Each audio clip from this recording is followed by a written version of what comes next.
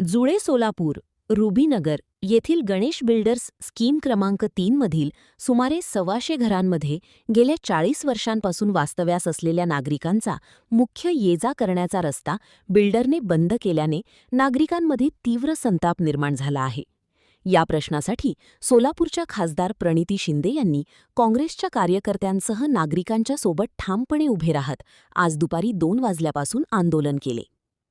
या परिसरातील रस्त्यावर सोलापूर महानगरपालिकेच्या वतीने रस्ता, ड्रेनेज लाईन, पाण्याची पाईपलाईन तसेच MSEBचे विद्युत पोल आणि महापालिकेचे स्ट्रीट लाईट यापूर्वीपासून अस्तित्वात आहेत. मात्र संबंधित बिल्डरने रस्त्यालगतची जमीन खरेदी केल्यानंतर नागरिकांच्या अनेक वर्षांच्या वहिवाटीचा अस्तित्वातील रस्ता पूर्णपणे उकरून टाकल्याचा आरोप नागरिकांनी केला आहे. आणि ते काम थांबवा तोपर्यंत रस्ता होत नाही तोपर्यंत काम थांबायला पाहिजे.